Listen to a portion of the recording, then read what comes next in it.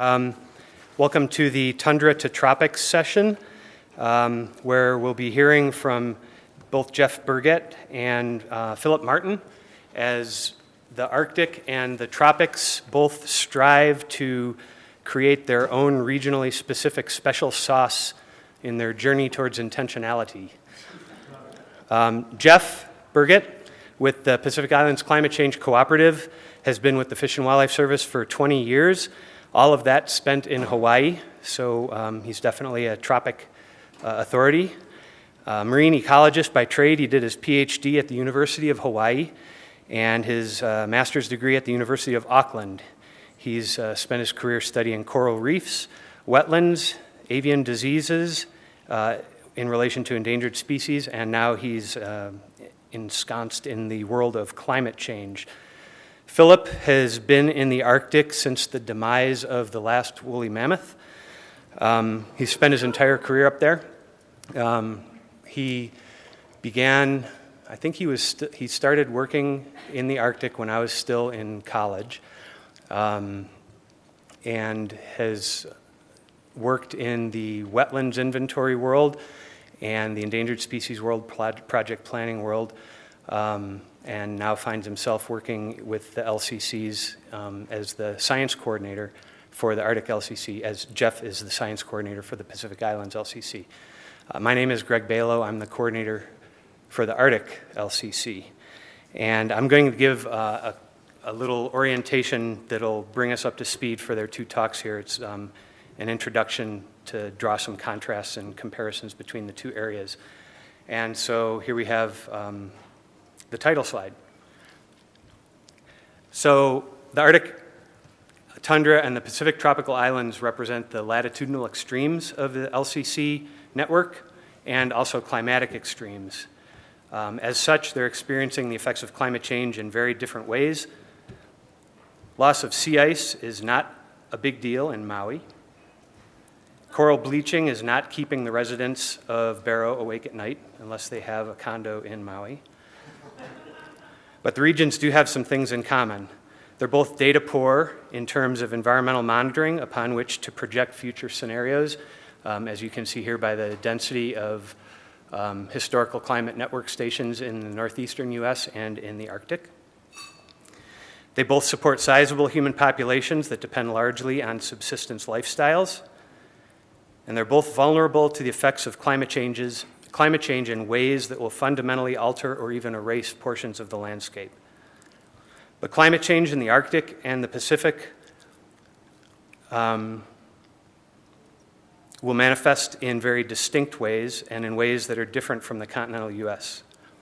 In the Arctic, we have polar amplification, which suggests that the rate of warming, indicates the rate of warming has been 5 to 7 times that of the continental US in the past and will be as projected to be about twice that of the continental US in the future. Because permafrost serves as the literal foundation for the Arctic tundra, think of permafrost as our bedrock, but also as a frozen sponge that is thawing. The loss of permafrost is going to fundamentally change the Arctic landscape that we know today. Increased thawing due to warming will have profound effects upon the physical aspects of the landscape. Thermokarst, erosion due to thawing ground ice, as you can see here, and increasingly deep seasonal thaw of the tundra will alter drainage patterns across the landscape, likely creating more dry lakes, dry tundra and fewer lakes, and possibly altering fish passage as streams become disjunct. Drier tundra, whether created by increased drainage or increased evapotranspiration, means more tundra fires in the future. The one fire that you can see a photo of there actually pumped more carbon into the atmosphere than was sequestered by circumpolar tundra during that same year.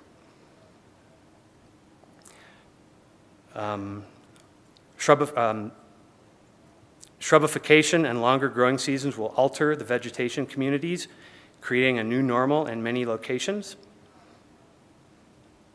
With seasonal sea ice in rapid decline, sea ice-dependent species are experiencing profound changes. For example, polar bears that depend on seals that depend on ice. Lacking ice as a hunting platform, polar bears don't have the simple option of just switching prey, at least not all of them. On Pacific Islands, temperature rise will be less extreme, but many features of the islands make them even more sensitive to even just moderate changes in temperature. Loss of coral reefs from temperature increases and ocean acidification threaten the structural foundation and ecological cornerstone of many of the islands and their inhabitants. Sea level rise is poised to destroy the atoll island homes of species and entire nations in portions of that LCC. And shifting microclimates on higher islands may erase the tiny habitats of endemic species, such as this hibiscus. Both areas will be victims of increasingly severe storms, but through very different mechanisms. In the Arctic, loss of protective sea ice throughout the summer increases the impact of fall storms, which are typically the biggest storms of the year and which are projected to increase in severity with time. Storm surges inundate coastal communities, which is where most communities are located, and coastal erosion will actually force some communities to relocate or become abandoned. On tropical islands, atmospheric changes portend increasingly severe tropical storms, where low relief coupled with sea level rise means that storms will be more likely to wash over entire atolls and low relief islands within the Pacific tropics. In the nearly pristine Arctic, temperature and precipitation patterns will drive nearly all of the landscape scale changes that we see. And while migratory species are only affected by that change for part of the year, resident species such as caribou will be subjected to them year-round, where increased snow depth could fundamentally alter access to forage. In the tropics, specialized habitats may sometimes be able to move upslope, but this is not the case for islands with low relief such as Palmyra.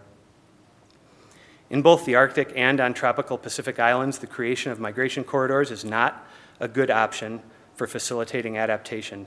Species that compete well in cold wetland environments will not have similar land masses available to them further in the north. Island endemics, which evolved to exploit very specific ecological conditions, may not have suitable conditions available to them elsewhere. And while adaptation planning in these areas is a difficult notion to contemplate, it's certainly facilitated if we have a notion of what the future may look like. And that's why both the Arctic LCC and the Pacific Islands Climate Change Cooperative have independently engaged in ecosystem modeling efforts designed to account for future projected changes. The Arctic LCC initially funded the bulk of the initial efforts for the Alaska Integrated Ecosystem Model.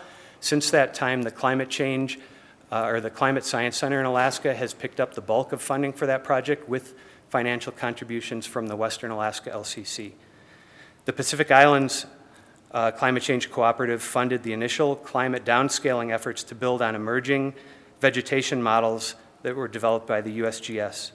A variety of partners, including the Pacific Islands Climate Science Center, are now actively engaged in developing and funding this work. And to tell you more about each of those efforts and, to this point, success stories, I'll give you Philip Martin and Jeff Burgett. Thank you, Greg. So this is a map showing downscaled climate projections for Alaska. And what it's telling us is that by the end of the century, we can expect annual average air temperatures in northern Alaska to be something like 8 degrees C or 14 degrees Fahrenheit warmer than what we experienced at the end of the last century, which sounds like an awful lot to me. But what does that really mean to conservation of fish, wildlife, plants? What is the take-home message that a resource manager is supposed to take out of that? Certainly, some effects of climate change are direct. Precipitation and temperature can affect biota directly, but more often these effects are felt or manifested indirectly through a complex of ecosystem processes and components. And so if we're in the business of assessing vulnerability and we want to assess the the exposure of a species to climate change, we may need to do more than just look at the magnitude of change in simply temperature and precipitation. And so we need to develop some sort of ecosystem response model, and those come in many, many different flavors. This is a relatively simple approach, a conceptual model. This particular one explores the mechanisms, the pathways by which coastal zone change might affect birds. And at the top, in the blue boxes, there are some physical processes that are climate sensitive, and in the middle there's some habitat change, and the white boxes represent the response of different birds, species or species groups to that kind of change. And this is a useful exercise, and it helps organize our thinking, helps us define the problem better, but it has its limitations. There are many places in this box and arrow diagram where we don't really even know the direction of change. An example is over on the side there in the red circle. There's a component that has to do with change in the availability of delta mudflats. There are processes that would result in diminished availability, sea level rise, and greater erosion due to storms. But then, conversely, we have warming temperatures resulting in permafrost thaw and more sediments coming down the rivers, possibly more deposition. We don't really know how those opposing forces balance out, and to get a better handle on that, we need a more sophisticated numerical model. And I'm going to spend the rest of my time here talking about a modeling approach that is on the more complex end of the scale. The Alaska Integrated Ecosystem Model that Greg mentioned is integrated because it takes some existing specialist models that deal with certain components of the ecosystem and tries to link them together. So on the upper left, you have the alfresco model, which represents fire and vegetation succession. Down in the center, the DOS-TEM model is an ecosystem model that simulates flux of carbon and nitrogen and competition between different plant functional groups. On the upper right, there's a permafrost model, which outputs all sorts of variables dealing with soil thermal properties and the status of permafrost. I'm going to take a diversion for a minute to set the stage. Greg mentioned the importance of permafrost. It's hard to overemphasize how critical permafrost processes are both to ecosystem function in Alaska and also human infrastructure and human communities. So the top picture there is a typical interior Alaska spruce forest.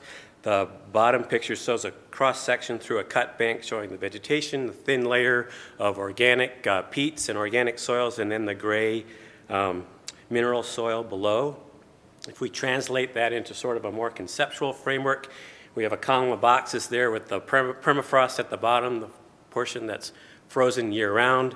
Above that is the so-called active layer, the thin layer of soil that thaws seasonally each year and refreezes in summer. And clearly, air temperature, the atmospheric conditions, are a huge influence over the presence and characteristics of permafrost, but it's not the only influence. We have modifiers there in the form of snow cover and vegetation. Snow cover in winter insulates the ground and keeps it from getting as cold as it would otherwise. In summer, the vegetation insulates and keeps the ground from getting as warm as it would otherwise. And the type of vegetation matters a lot to how much insulation or the insulative properties. As you can imagine, a thick, lovely bed of sphagnum moss is a much better insulator than a thin layer of aspen leaves, for instance. And so when vegetation changes through a disturbance such as fire, this has repercussions for permafrost. I'm going to show you some output now from that permafrost model. That was one of the three that we're linking. This map shows a projection for mean annual soil temperatures at 1 meter below the surface. And in this map, anything that's blue is a mean annual temperature of freezing or colder, which means the permafrost is stable. Anything that is red indicates an area where the mean annual temperature is 0 degrees C or warmer, meaning that permafrost might still be there, but it is thawing, it's degrading. So this is the condition at the beginning of the century. You can see over in the west coast of Alaska, in the Yukon-Kuskokwim Delta, there's quite a bit of pink, indicating that even currently, or in recent decades, we're in an unstable situation with respect to permafrost. In the east central portion of the state, it's mostly stable, although there's a few spots where we're beginning to see potential degradation. And only in northern Alaska there is all cool, it's all blue, indicating stability. And as we go through the mid-century, we see more red. And so by the end of the century, what we're seeing is a projection that pretty much the entire state is vulnerable to permafrost degradation, and only in the northern portion of the state do we still see blue. So this is very informative in and of itself. It tells us that there's a portion of the area which is resistant to this change, and the vast majority of the state is very vulnerable, and all the attendant changes in surface hydrology and vegetation are likely to be occurring by the end of the century. So this is the permafrost, what the permafrost model can do all by itself. But now I'm going to show you some output from the fire model, the alfresco model. In this graph, the height of the bars is proportional to the percent area burned in a given year. The black bars are the historical results. The blue and red bars are a projection based on two different GCMs. And what this model shows us or predicts is that we're currently in a period of very high fire activity, which is probably going to diminish by mid-century, and that is likely due to the successional changes post-fire, where we actually expect a shift from more fire-prone coniferous forests to less fire-prone deciduous. So both of these models are informative all by themselves, but recall the relationship between vegetation and permafrost. That permafrost model would be better informed if we could link the fire model to it and iteratively, and have the permafrost model take into account those changes in vegetation that are fire-related, and changes in the heat transfer characteristics of soil, burned versus unburned. So this is the motivation for doing the integrated ecosystem model. The idea that to actually get a good picture of where that puck is going to be, what the future condition of the ecosystem is going to be, we need to have ways of linking those processes. Temperature, permafrost, fire, vegetation, they're all linked, and there are feedbacks, and we need to try to represent those as best as we can. We have 1 year under our belts for this project. The modeling team spent a year doing kind of the basic foundation building, identifying the variables they needed, making the models talk to each other, putting the data in a form where they could communicate, figuring out how to downscale everything to the same scale, comparing outputs. If two models output a similar variable, which one seems to be doing a better job, which should we pick? And so this is the work that they've accomplished in the first year. There's a very ambitious 4-year schedule moving ahead.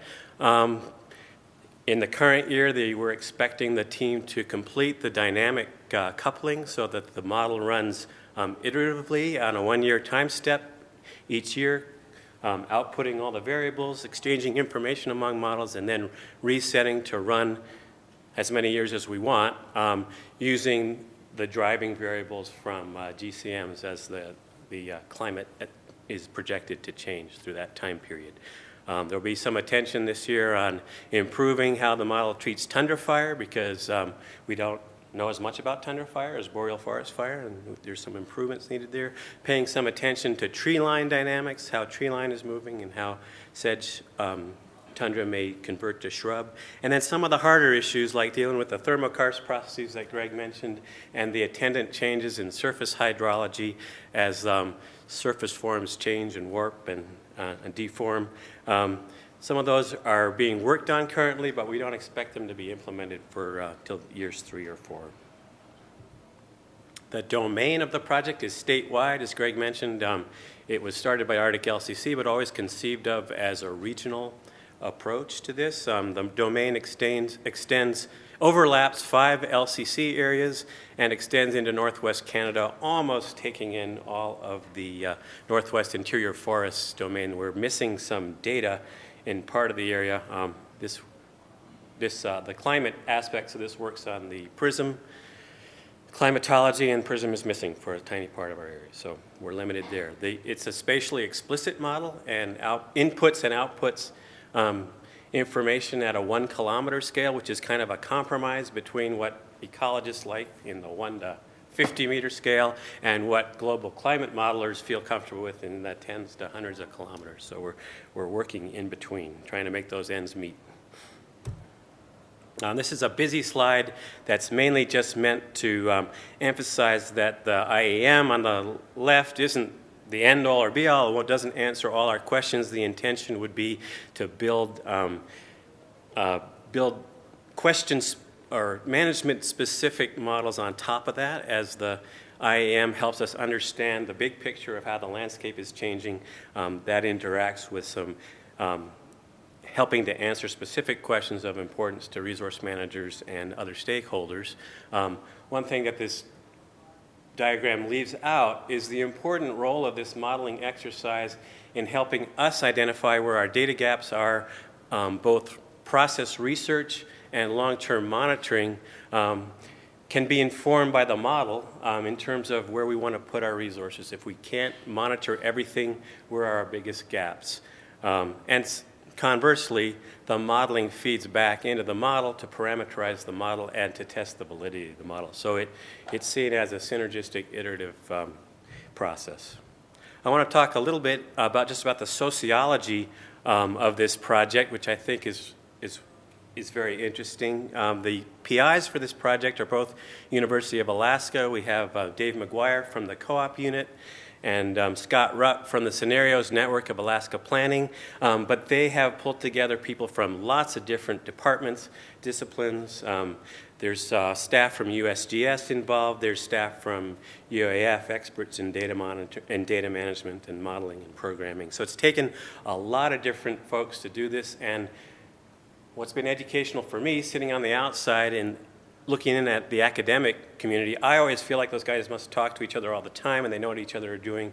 It turns out that it often takes something like this project to actually get people working together, even when they're from the same institution. And I think it's invigorating and empowering for them, and it's really a critical step. And I think the LCC can be a really important venue for bringing disciplines together. In terms of supporting the process, as Greg mentioned, Arctic LCC kicked it off, but as the Climate Science Center and other LCCs in Alaska have been stood up, that's changed a bit. The majority of the support now comes from the Alaska Climate Science Center, with substantial contributions from Arctic and Western Alaska LCC. The Northwest Interior Forest doesn't have any project money yet, but we all contribute by coming to monthly team meetings and providing input from the resource management community in regard to what the important questions we have that this model needs to be able to inform. So I guess my closing comments would be that trying to see the future, paint the picture of how ecosystems will change is exceedingly complex, but we can make progress if we bring disciplines together, if we share costs across organizations, and if we kind of take the viewpoint of patient investors interested in the long-term return. So thank you. I'll turn it over to my colleague, Jeff.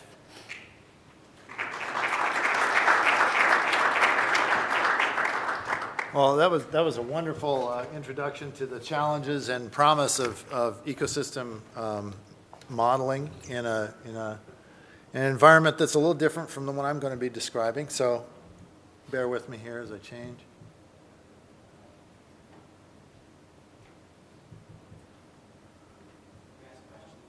At the end, I think, is how the questions are going to go.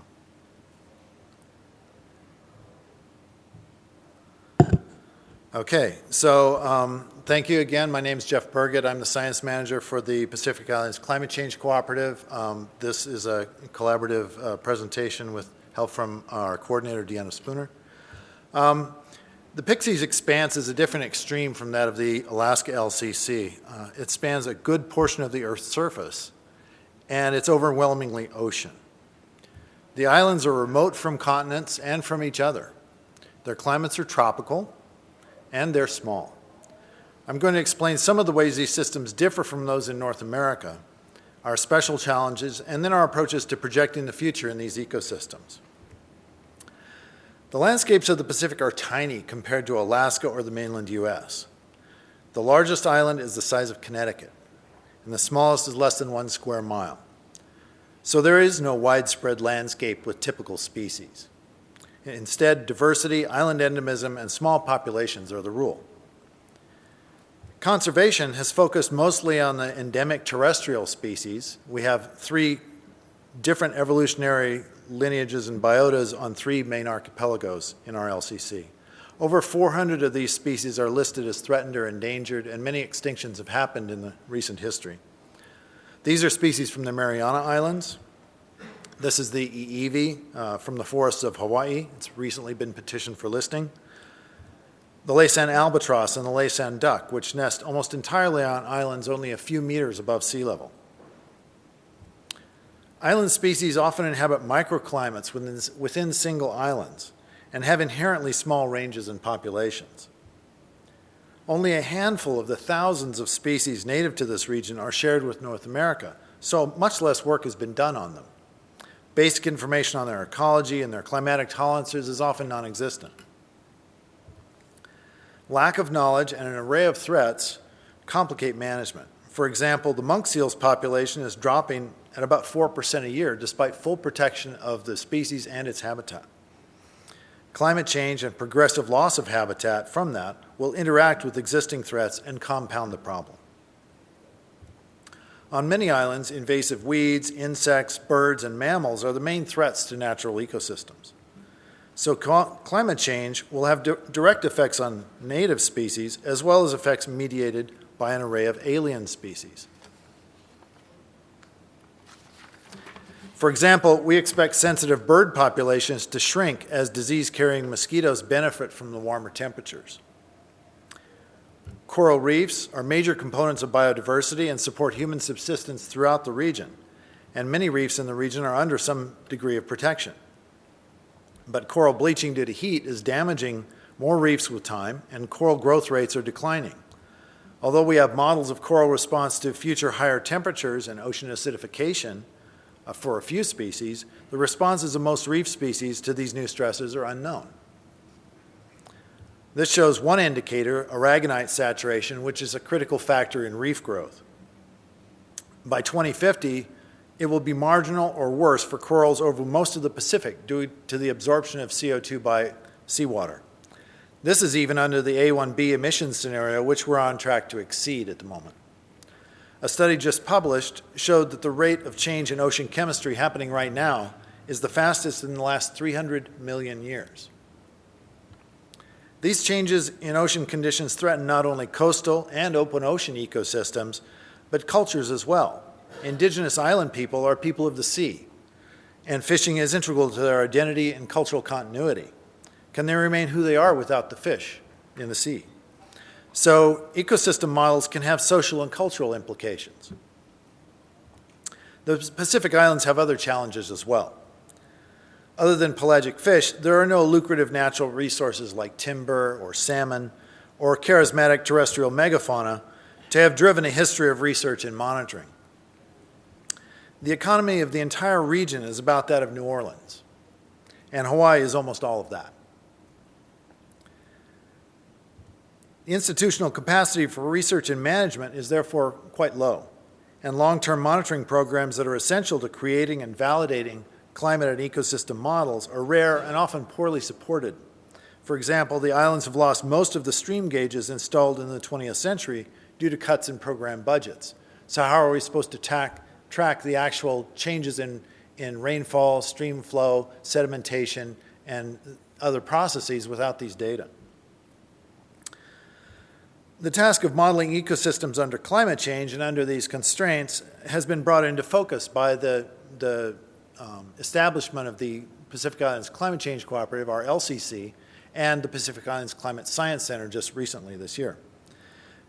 One of the characteristics of island societies is cooperation on difficult tasks. You have to cooperate in order to get anywhere.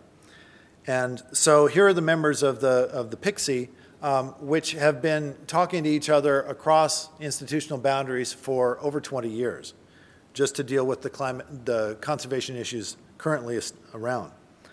Given the size of the region's economy, the injection of federal funds to the Pacific Islands is critical to building capacity and supporting research directed at the missing links of the ecosystem modeling chain. The members of the PIXI Steering Committee shape the integrated science framework that guides our research agenda. We focus on 3 long-term goals that are shared by the membership: to maintain or improve ecosystem function, to maintain or improve status of at-risk species, which is a growing list, as you can tell, and to preserve key cultural and natural resources and their uses for the future. Creating and communicating models is key to this. So our near-term science priorities are to develop data and models of critical geophysical drivers, to understand how ecological and cultural resources are affected by these drivers, and from that to develop models of these resource responses, and to assist management to develop tools to visualize or compare future states. Now these are the common steps in ecosystem modeling and informing and adaptation, but as you might tell, we're at kind of a formative stage for a lot of these steps. I'll highlight 3 examples of ongoing work that illustrate our challenges and our successes to date. First, in climate modeling, the basis of modeling ecosystem change in terrestrial systems. Island topography creates complexity in rainfall and microclimates, extreme complexity in some cases. Here's Kauai, barely 30 miles across. It has lowland areas that get less than 40 inches of rain a year, while the island summit, only 20 miles away, gets 280 inches of rain a year because of the way the islands lift the trade winds and create rain. The 2007 IPCC models were coarse and treated the islands essentially as open sea with no topography. So they don't simulate the real rainfall amounts or pattern at all. The 2007 global models, the newer models just coming out, are a slight improvement. The Big Island shows up, but it's only 1/10 its actual height. Regional scale climate models that might be great for continents don't do much better, and so for that reason, nobody's even bothered to run them in the Pacific. Only when you get to a fine scale model, such as this one at 3 kilometers resolution, can you expect to usefully simulate climate at the island scale. As Greg said, PIXI funded the first 2 climate downscaling efforts in Hawaii aimed at projecting changes in temperature and rainfall principally at scales down to 3 or even 1 kilometer. These extreme resolutions are needed to inform management planning on these small island habitats. And as you might expect, multiple partners are needed to support this ongoing effort, which is computationally and intellectually intensive. So turning to our second effort, our vulnerability assessment, which is headed by Lucas Fortini in the back there, is a framework that's being developed specifically because existing vulnerability assessment frameworks were insufficient to deal with the large number of species, the large proportions of missing data, and uncertainty in climate change projections that are characteristic of islands. The BA is based on a Bayesian network model and integrates many features of island landscapes and species and multiple threats to estimate vulnerability. The effort needed to create such a model, amass the data, and the experts needed to validate it is substantial and is only possible because of the collaboration among the PIXI members and the capacity injected by the LCC program. Third, as Greg mentioned, initial work by USGS and researchers at the University of Hawaii to define the climate envelopes of native Hawaiian plants will be extended based on the downscaling results from PIXI's fostered climate models. These projections of vegetation change will help management planning, but as Philip said, they'll also guide research on modeling interactions and ecosystem functions under future conditions. Again, the PIXI and the Pacific Islands CSC, together with other partners, will need to continue planning and supporting research and critical monitoring in order to test and validate these and other models. Seabirds like this black-footed albatross must travel far and search hard and then bring back the products of that effort back to feed the next generation. We're really at the beginning of a long effort to find the information and tools that will be needed to deal with the future. Uncertainty and the many unknowns regarding climate and ecosystems are challenges for all LCCs and all of us. But there are 2 aspects of this situation that I think should give us hope. First, with these programs, we have the ability and the mandate to bring more resources to bear to increase capacity and to link more efforts than ever before. And second, the scale of the problem brings partners together in a voluntary collaboration at scales never before seen, scales not only of geography, but of institutional commitment and investment. So we have a fair wind. Like the albatross, I don't think we should focus so much on the awkward takeoff as on the long trip ahead. Thanks.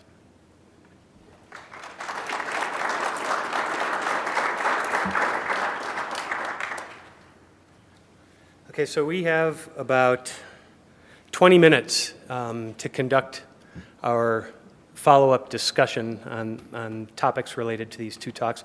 We could start off with questions for the individual speakers and then move on to the, or just keep in mind as the discussion progresses, the four sort of categories of thought that we have up here. And in case those in the back can't read it, I'll just read them off quickly. How do we decide how much to invest in ecological modeling? What's the bang for the buck? And what do we stand to gain from our investment?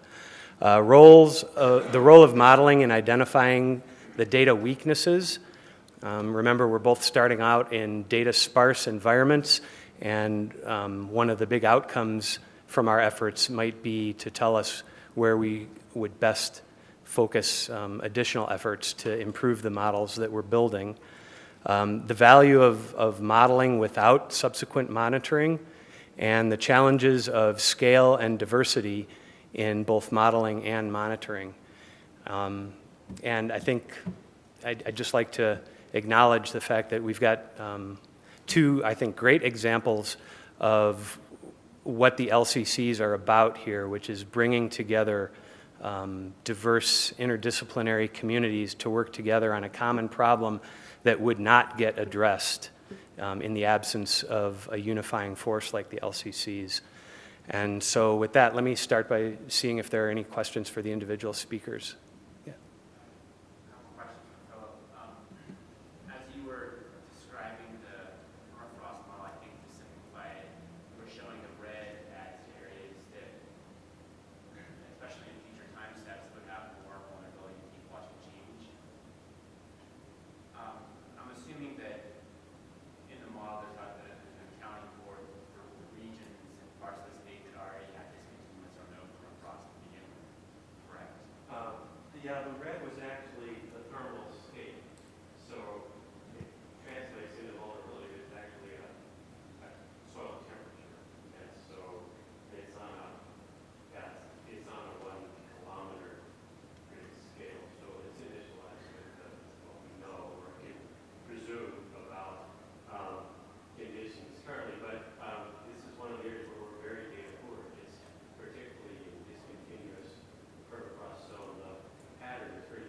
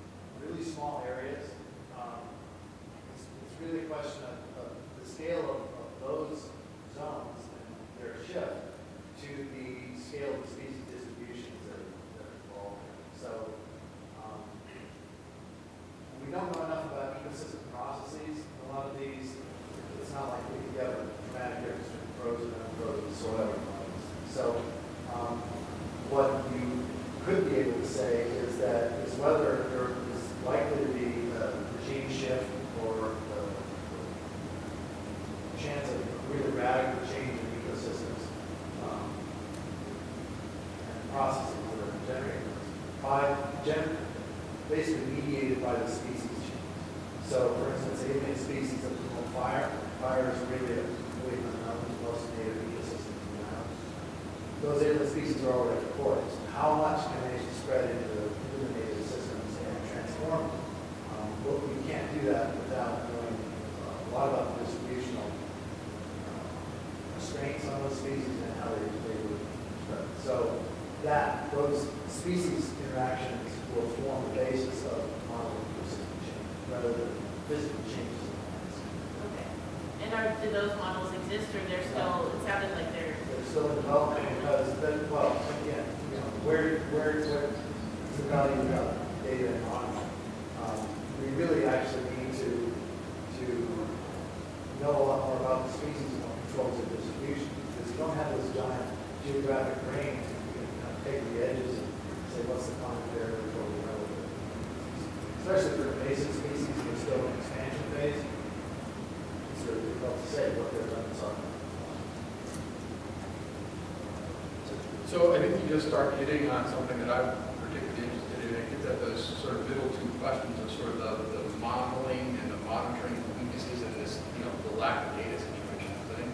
Obviously there's a lot of climate scale, downscaling and work that goes on that way. And if you talk to climate modelers, taking one of those models and running into the future is one possible scenario. I think we're all familiar with that. There's a lot of variability in those outputs. The real challenge becomes that, okay, we can talk about, say, risk of exposure and that sort of thing, but knowing what that means is a huge jump. And you just sort of indicated a little bit about some of these other species models. And I think we're now wanting to make a jump to doing models of things and how species and systems are going to react without a very good understanding of how most of those things function at a base ecological level in order for them to cost accurately.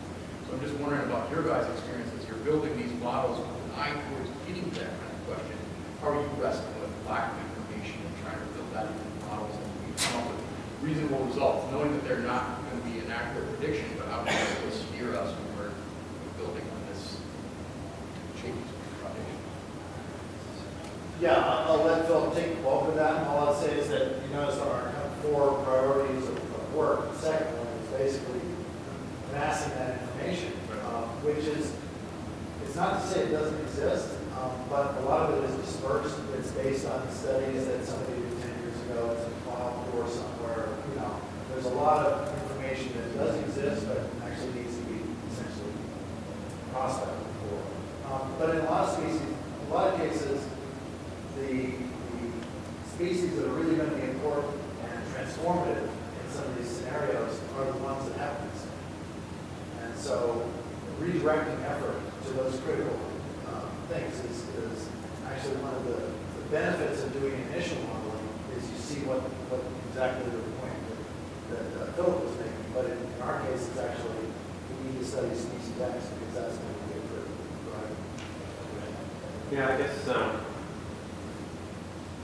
we have a different environment, and as Jeff pointed out, maybe we have the luxury of having lower biodiversity from the standpoint of trying to see the future.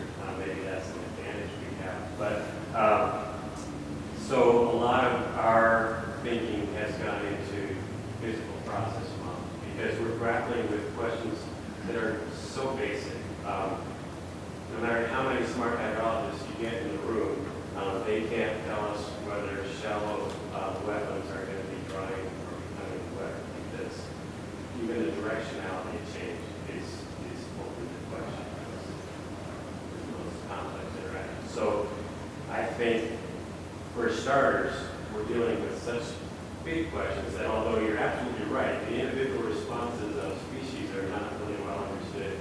We know enough to know when we have species habitat models that are sufficient for, they're not limiting if we're even wondering, are we getting weather dry? So I guess from the moment we feel like we need to keep working on that stuff, but there's some really basic, big picture questions that we need to just even try to get the questions of vulnerability. I have a related question. I guess with regard to the modeling, specifically, how are you going about identifying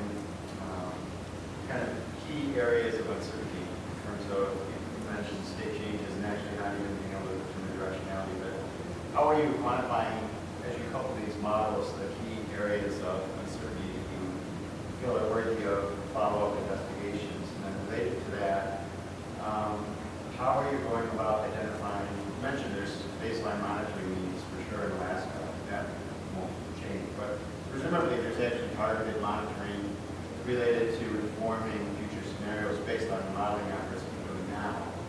And I was wondering if you are taking steps to capture actual specific monitoring related to the behavioral modeling. Would be an unsatisfying answer.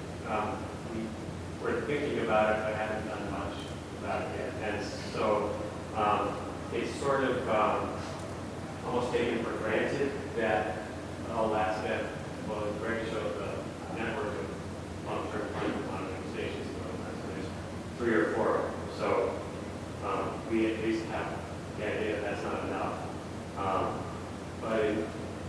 And so it's reasonable to assume that even the degraded climate data that are input into these models is probably suspect. So that's the place where we're starting, and we're looking at right now in the process of inventorying what long-term data sets are out there with respect to hydroclimate data, and looking at obvious holes where we're missing portions of environmental gradients that we know are important. And so we're kind of at that really basic level. And sort of a quantitative analysis of a data assimilation process where we're going to say, well, if we took away half our climate stations, how would that affect results? We don't have enough of that yet to do that, but that's the direction that we can.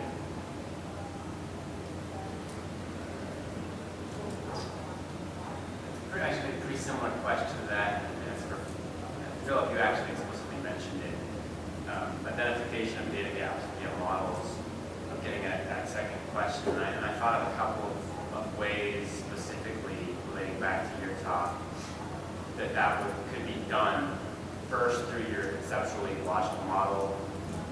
One might think, assuming that all arrows and all boxes are equal, which we know they're not, but assuming they are, boxes that are connected to more boxes than others might be ones that would be highlighted for not necessarily data gaps, but at least important key pieces of the equation. Or maybe you were thinking sensitivity analyses and simulations, or then kind of the validation and verification type of things. Those are the things that you were referring to. Other questions? Sir, in the back? Philip and Jeff, we work in data for environments, and it would take us years, decades, maybe centuries to get the data that we need to do those predictions. But at what point do we communicate what we know to managers so that they can make decisions in the face of uncertainty? Have you thought about that? And then, how do we help guide them? Because they're looking at refuge expansions today. They're looking at how they spend deferred maintenance money to upgrade facilities. They're trying to make decisions today, again, trying to get to where the puck is going. So do you got any thoughts on how we do that? I think that's a wonderful and absolutely central question, Mr. Wilson. I think that it's underappreciated. So it's not that I have an answer. So I'm talking. No. And I'm glad you're talking first. Conservation is a social phenomenon, and it's an organizational phenomenon. It has to be guided by some ideas. It has to be guided by data. That's the whole purpose of the LCCs, is to actually use science to guide these decisions. We could spend literally till the end of time finding out, refining these models and getting appropriate data. We don't have that luxury. There's a threshold we have to identify that we aim for. And there's also both a risk and a need to communicate what we do, what we suspect. The hardest thing is to talk to someone and say that you need to prepare for something that I don't know what it is. that's almost less useful than not saying anything at all. So, but in fact, a lot of what we're talking about is that. So the next notch up of the utility would be to say, keep doing what you're doing right now, because we need resilience and we need to reduce over stress. That's good. The question I think initially is where do you do that? Are there some places that are not going to be useful to do what you're doing? Doing something that spends a lot of money and to maintain something that's 6 inches above sea level, that's maybe not good. You know, some of these things that are monotonic increases, and the question is just not how high or when that happens. That's kind of low-hanging fruit. I think we should focus on that. Ecosystem modeling, to the extent that you get to physical processes that are fundamental, things like rainfall, temperature-related things especially, I think that communication has to be improved because you can at least, in many cases, point to the direction of change. In our case, for rainfall, which is absolutely critical to islands, it's the only where you get water. And so water is life on islands. And in some cases, we don't know the direction of change. Unfortunately, those nice global models IPCC puts out comes to how confident they are that it's maps. Pacific Islanders doesn't want to respond. They really don't. So our efforts initially need to be honest about that, but to say that what we do know is that it's not going to be the same as it is now. So what would you do? And that's where things like scenario planning, decision-making processes that accommodate uncertainty, explicitly talk about it, use that as a teaching tool are really critical. I'll just get off my soapbox. I can't think of a thing. No, you asked when do we talk to managers, and the answer obviously is always. There's always going to be stuff we don't know, but like I showed with that permafrost model, we already do know some stuff. The take-home message from the end of the century projection was that northern Alaska, the Arctic, is pretty resistant, and so we probably don't need to worry about permafrost disappearing there in this century. Someday, that's still out there. So the answer is always, and always trying to find ways to communicate what we do know and what the uncertainties are. And beyond that, I'd love to have David. So actually, Greg might want to weigh in on that because you're the coordinator. I was composing my closing thoughts here. So. I think we can take one more, or Yes. one more. If it's a short question, because we want to be sure that we get you out on time for lunch. So is there a short question? Sure. Question for Jeff, maybe I can take it offline if it's a long answer. It's just with respect to the vulnerability assessment that you're doing. I didn't notice in the slide, was it a certain species, was it a list of species, was it habitat or ecosystem or ecosystem service, or all of the above? It's, we can actually have a nice chat with Lucas afterwards, but in a nutshell, right now it's focused on species, but the idea is because species mediate a lot of to accommodate a large list. But it's being designed to be flexible because it incorporates landscape change as part of that. And so it's habitat and species. But right now it's a species-based model. But we can talk about that. Okay, great. Thank you very much. So yeah, thanks everybody for coming. There's a lot of excellent and very challenging questions and often humbling questions. I guess though that the take-home point is that the LCCs are committed to informing management into the future, but at 2 years old, we clearly don't have all the answers yet, and it's probably going to be a long time before we have answers that are satisfying to the large part of the community. But even if, in a worst case scenario, the political climate changes such that we are erased from the organizational charts of the participating agencies, we'll at least have left something to build upon as we look towards what the future holds for us. So with that, thank you for coming, and yeah, that wasn't a very good note to go out on. Let's redo that. Let's redo that. Upbeat that. So we're building some kick-ass models here. And have some patience, for God's sake. Jeez.